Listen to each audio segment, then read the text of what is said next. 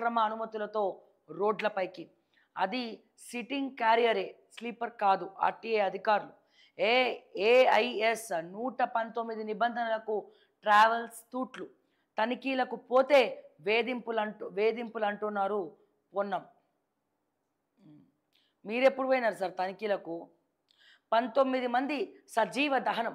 బైకును ఢీకొట్టడంతో బస్సులో చెలరేగిన మంటలు. ప్రాణాలతో బయటపడ్డ 27 మంది. కర్నూలు జిల్లా చినటేకూరు వద్ద పెను విషాదం. బస్సు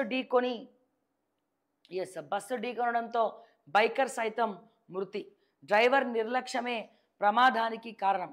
క్షతగాత్రులకు కర్నూల్ జీజీహెచ్లో చికిత్స. మృతదేహాలు తరలింపు. ఘటనా స్థలిలోనే DNA టెస్టులు, పోస్ట్ మార్టం. దగ్ధమవుతున్న బస్ విజువల్స్ ఫోటో మీరు చూస్తూ ఉన్నారు. చాలా బాధాకరం.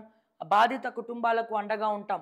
వాల్వో బస్సు ప్రమాద ఘటనపై విచారణకు రాష్ట్ర సర్కార్ ఆదేశం. మృతుల కుటుంబాలకు 5 లక్షల ఎక్స్గ్రేషియా. గాయపడిన మృతుల కుటుంబాలకు 5 లక్షలు సరిపోతాయి. 5 లక్షలు జీవితకాలము, 5 లక్షలు ఎక్స్గ్రేషియా ప్రకటిస్తాడట. అంటే నీ ప్రాణం విలువ 5 లక్షలు అనుకుంటున్నావు నువ్వు. గాయపడిన వారికి 2 లక్షలట. ఘటనా స్థలికి వెళ్ళిన మంత్రి జూపల్లి, గద్వాల్ కలెక్టర్ ఎస్సీ. గద్వాల్ కలెక్టరేట్లో control room number 9502271122. PM relief fund నుంచి 2 లక్షలు. క్షతగాత్రులకు 50,000. రాష్ట్రపతి ముర్ము, ప్రధాని మోడీ, సీఎం రేవంత్ ప్రముఖుల సంతాపం. ఏసీ స్లీపర్ బస్సులో ఆర్టీఏ తనిఖీలు. తెలంగాణ వ్యాప్తంగా విస్తృత సోదాలు. నగరంలో రంగంలోకి దిగిన 6 బృందాలు. 2-3 రోజుల పాటు కొనసాగే అవకాశం. ఏమిటికి?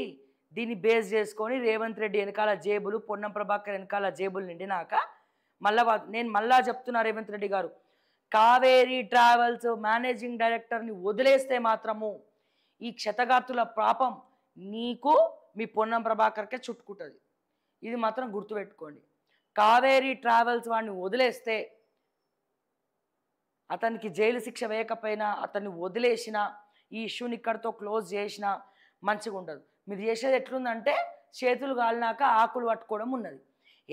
మీ ట్రాఫిక్ పోలీసులు గద్దనెత్తికినట్టు ఎత్తికి ఎవడెవరి దగ్గర చలాన్లు ఉన్నాయని చెప్పి ఆపి మరి కుటుంబ సభ్యుల్ని రోడ్డు మీద నించోబెట్టి పిల్లలు ఉన్నారా అని కూడా చూడకుండా ఇష్టం వచ్చినట్టు బండబుత్తులు తిట్టి నువ్వు చలాన్ కట్టే వరకు ఇక్కడ నుంచి వదలొద్దని చెప్పి 30 తిప్పలు పెడతారే.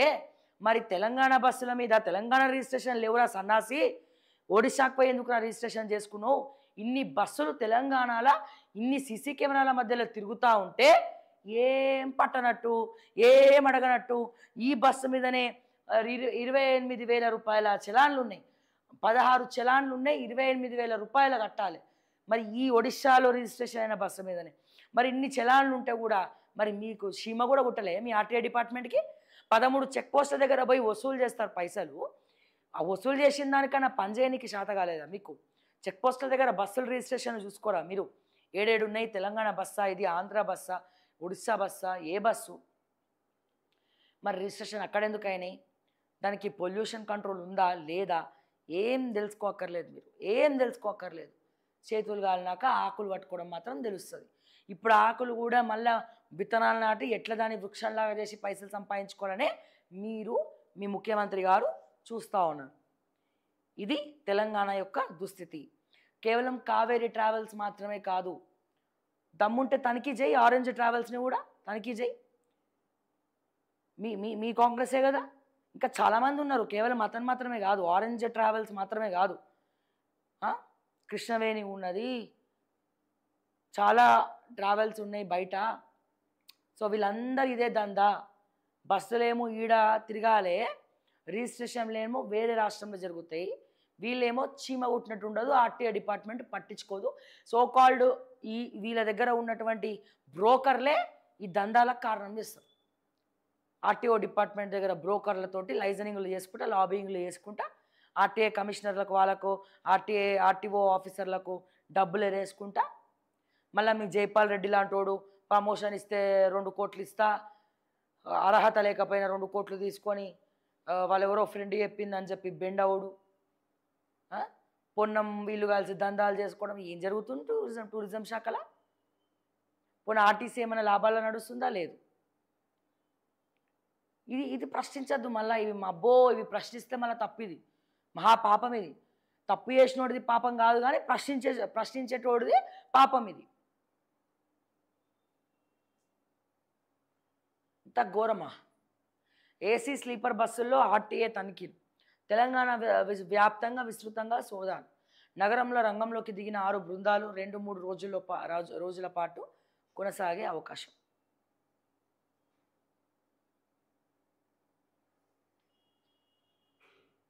ఇది పరిస్థితి.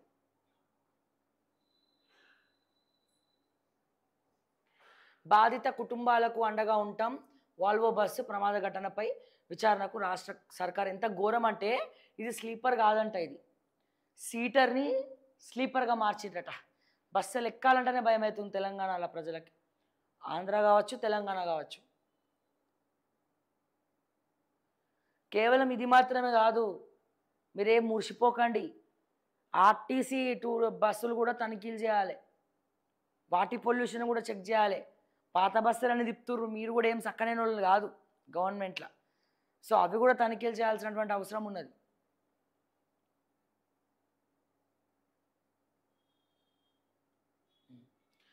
కేటీఆర్కు జూబ్లీ హిల్స్ సవాల్.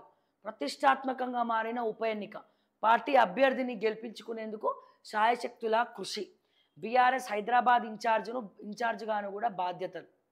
నగర రాజకీయాలపై కేటీఆర్కు మంచి పట్టు. అధికారం కోల్పోయాక సిటీలో పార్టీకి తగ్గిన హైప్. కేటీఆర్కు జూబ్లీ హిల్స్ సవాల్. అసలు కేటీఆర్ అసలు పట్టించుకోవట్లే, ఎన్నికలను చాలా లైట్ తీసుకుంటున్నాడు. ఎందుకని? కేటీఆర్ పీష్నా సంఘానికి ప్రధాన అధ్యక్షుడు. ₹1 కూడా ఖర్చు పెట్టద్దు, కానీ మేము మాత్రం గెలవాలి. మాగంటి సునీత ఓడిపోతే ఇండైరెక్ట్గా ఓడగొట్టాలనే కేటీఆర్ ఖర్చు పెడతలేడట, ₹1 కూడా తీస్తలేడు. ఈయన ఎంత ఇస్తాడు? ₹1,00,000 ₹1,00,000 పోలింగ్ బూత్లకు ఇస్తున్నాడు. బీఆర్ఎస్ కార్యకర్తలకు sorry to say this KTR, మీ సోషల్ మీడియా మీ డప్పు కొట్టడం తప్ప చెప్పదనుకుంటా మీకు ఇవన్నీ. ఆ శ్రీధర్ ప్రసాద్ రెడ్డి చెప్తాడో లేడో తెలియదు, మేము చెప్తున్నాం వినండి. కార్యకర్తలు బ్రేక్ఫాస్ట్ చేసిర్రా లంచ్ చేసిర్రా కూడా అడిగే నాదుడు లేడు. వాళ్ళకి తిండి కూడా దివానా లేకుండా ఖర్చు పెడితే పీష్నా సంఘాలు మీరు, ఇక మీరేమి మిగతా వాళ్ళకి న్యాయం చేస్తారండి? వాళ్ళు తిన్నారా? ఫీల్డ్లో తిరిగేటువంటి మీ బీఆర్ఎస్ కార్యకర్తలు మీరు తిరగట్లే. మీరు ఎట్లాగో మాస్ లీడర్ కాదు, మీరు తిరగడానికి మీకు శాతనేతలేదు తెలియదు. క్లాస్ లీడర్ అనే పేరు మీకు, 2-3 ఇంగ్లీష్ ముక్కలు మాట్లాడగానే. ఇప్పుడు ఎవరైతే ఫీల్డ్లో తిరుగుతున్నారో మీరు ఇచ్చినటువంటి పార్టీ ఇన్ఛార్జీలు ఉన్నాడు కదా, డివిజన్ ఇన్ఛార్జీలు, వాళ్ళకన్నా పైసలు ఇచ్చిరో లేదో ఖర్చు పెట్టమని. కానీ బ్రేక్ఫాస్ట్ లేదు, వాళ్ళకి లంచ్ లేదు. వాళ్ళ కార్యకర్తలు కొంతమంది సొంత ఖర్చులు పెట్టుకొని తింటున్నారు.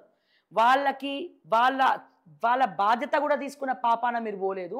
ఇక మీకేం ఓట్లు ఇస్తారండి తెలంగాణలో జూబ్లీ హిల్స్లో? మళ్ళా మీ పార్టీ అన్నిటికన్నా పెద్ద డబ్బున్న పార్టీ,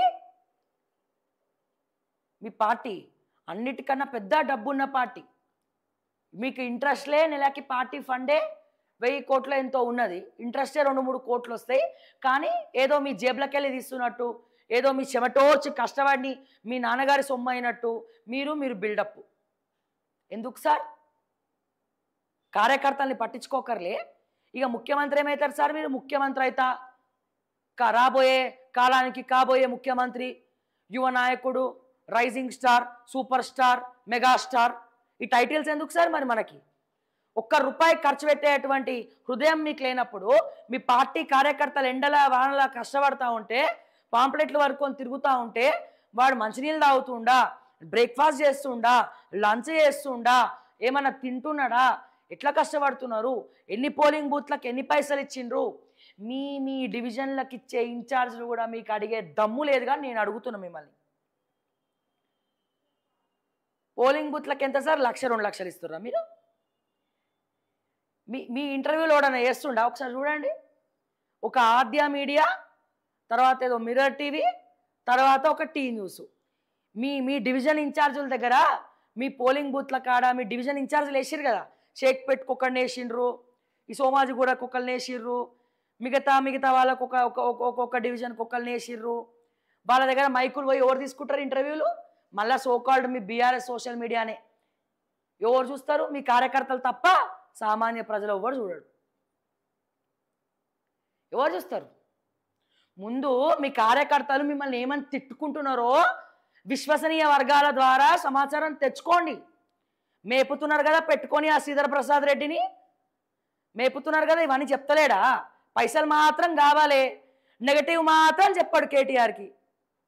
ఏం జరుగుతుందో నెగటివ్ మాత్రం చెప్పాడు మీకు. మళ్ళీ వీళ్ళు ఏం రాస్తారు? ఆ కేటీఆర్కి టెన్షన్ పట్టుకుందట, ఆయన గెలవాలనే లేదు, గెలవాలంటే ఫుల్ ఖర్చు పెడతారు ఫీల్డ్లా. ఆడ కార్యకర్తలకే దిక్కు లేదురా నాయన, వాళ్ళకే ఫుడ్ పెడతలేరు, కార్యకర్తలే బ్రేక్ఫాస్ట్ చేసే పరిస్థితి లేదు, కార్యకర్తలు తిన్నారా లేదా అడిగే నాదుడు లేడు, ఎవడికి వారే యమునా తీరే. మీరు తిన్నారా, పండుకున్నారా, తెల్లారిందా, మా కార్యకర్తలు ఎటు పోతే మాకెందుకు?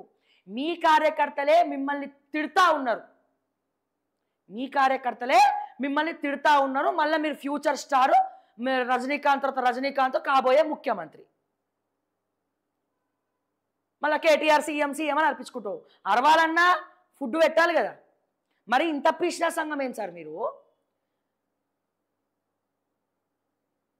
మీరు ₹1 ఏంది ఫీల్డ్లో ఇన్ఛార్జ్లు కూడా ఖర్చు పెట్టారు.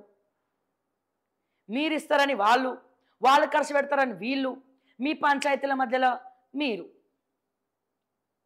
ఇది మీ పరిస్థితి. నేను అంటున్నానని కాదు, నేను ఇప్పటివరకు ఏది కూడా అవాస్తవాలు మాట్లాడలేదు, మాట్లాడను. దమ్ముంటే ఎంక్వైరీ చేసుకో, నీ కార్యకర్తల్ని పిలిచి టైంకి తింటున్నావా లేదా, ఉట్టి ప్రచారంలో పోతున్నావా, ఎవడైనా ఫుడ్ పెడుతుండా, మిమ్మల్ని నాగం చేస్తున్నాడా, మంచినీళ్ళన్న పోసే దిక్కున్నదా మీకు అని చెప్పి మిస్టర్ కేటీఆర్ నీ కార్యకర్తల్ని పిలిచి ప్రేమగా మాట్లాడు, మీటింగ్ పెట్టి ఫుడ్ పెడుతుర్రా లేదా అని. చూస్తూ ఉంటే ఏమనిపిస్తుందంటే, ఇప్పుడు సునీత ఓడిపోతే నెక్స్ట్ టైం లైన్ క్లియర్ అవుతుంది, వేరే వాళ్ళకి టికెట్ ఇవ్వచ్చని అనుకుంటుండు. వాళ్ళ ఫ్యామిలీ ఈయనకి దగ్గర, ఓకే, చాలా దగ్గర. వాళ్ళ కొడుకు హిమాంశు కూడా క్లాస్మేటే. ఇప్పుడు వీళ్ళు ఖర్చు పెడతారా? ఖర్చు పెట్టారు. కేటీఆర్ దగ్గరుండి ఖర్చు పెట్టాలి. అందుకని పీష్నాస్ కథలు చేసి ₹1,00,000 ఒకటికి, ₹1,00,000 ఒకటికి, ₹1,00,000 ఒకటికి ఇస్తున్నాడు. దాంతో సరిపెట్టుకోవాలంటే ఏడవుతుంది? అట్లీస్ట్ ఫుడ్ అన్నది ఇంటర్లో లేదా కనుక్కోవాలి కదా. హైదరాబాద్ ఇన్ఛార్జ్ అయితే ఏం లాభం? ఎవరు కనుక్కుంటారు? ఎవరు మాట్లాడుతున్నారు? ఇప్పుడు నాకు అర్థం కాదు. సబితానంద రెడ్డిని ఒక దగ్గర వేసినావు ఇన్ఛార్జ్గా, వేముల ప్రశాంత్ రెడ్డిని ఒక దగ్గర వేసినావు ఇన్ఛార్జ్గా, ఆ జీవన్ రెడ్డి వాళ్ళందరూ తిరుగుతున్నారు, టక్కలపల్లి రవీంద్రరావు గారు తిరుగుతున్నారు, ఓకే, మిగతా వాళ్ళందరూ ఒక్కొక్కరి దగ్గర తిరుగుతున్నారు. జగదీష్ రెడ్డి ఒక దగ్గర, తలసాని ఒక దగ్గర, వీళ్ళందరూ తిరుగుతున్నారు. హరీష్ రావు కూడా మధ్య మధ్యలో వచ్చిపోతూ ఉన్నాడు. మీరు కూడా ఎప్పుడో ఒకసారి వచ్చిపోతూ ఉన్నారు. అసలు వీళ్ళు ఓట్లు అడిగితే ఓట్లు వేస్తారా?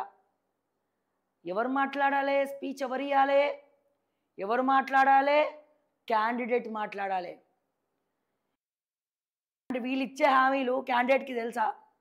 క్యాండిడేట్ మాట్లాడకపోతే ప్రజలు ఓట్లు ఎట్లేస్తారు అనుకున్నారు సార్? ఓట్లు ఎట్లేస్తారు అనుకున్నారు ప్రజలు? ఒక్క రోజన్నా ఒక్క స్పీచ్ అన్న ఇప్పించినవా క్యాండిడేట్ తోటి? ఎవరు అంటే జూబ్లీహిల్స్లో పోటీ చేసేది వీళ్ళందరా? డివిజన్ ఇన్ఛార్జీలు పోటీ చేస్తారా? ఏమైనా డివిజన్ ఇన్ఛార్జీలే మైకులు పట్టుకున్న, గది కూడా ఏ మైకులు? మళ్ళా మీరు ఏదైతే ఫండింగ్ ఇస్తారు చూసిరా, గవే మైకులు. మిగతా మైకులు ఏమి మాట్లాడు, మిగతా మైకులు కాదు. దాంట్లో చూసేది ఎవరు? మళ్ళా ఇక కేటీఆర్ గారి విజ్ఞతకే వదిలేస్తున్నాం.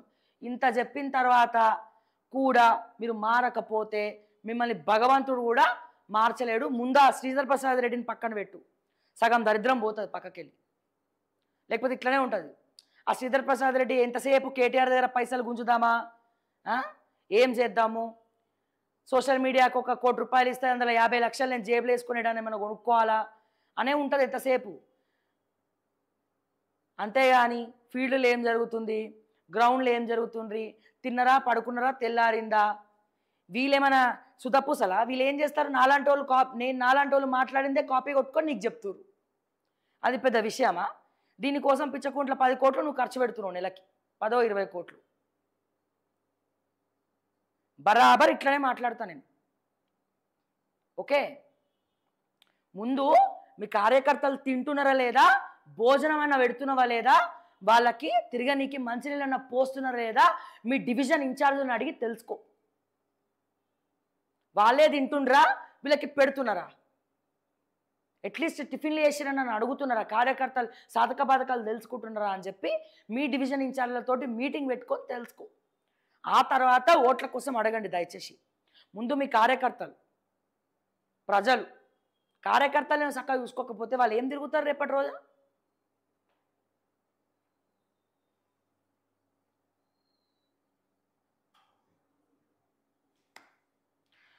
ఎస్, ఇండియా కూటమి ఖాతాలో 3 రాజ్యసభ స్థానాలు.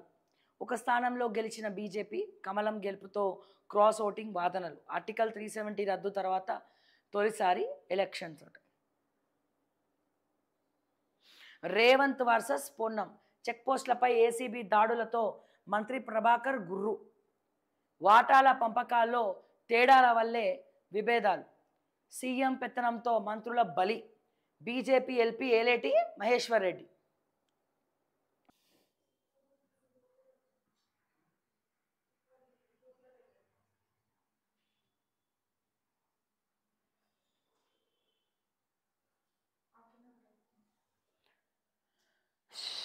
కేటీఆర్ మాత్రం బలంగా పెట్టమ్మా, ఉచ్చుకోవాలి, రాడు దిగాలి వాళ్ళకి.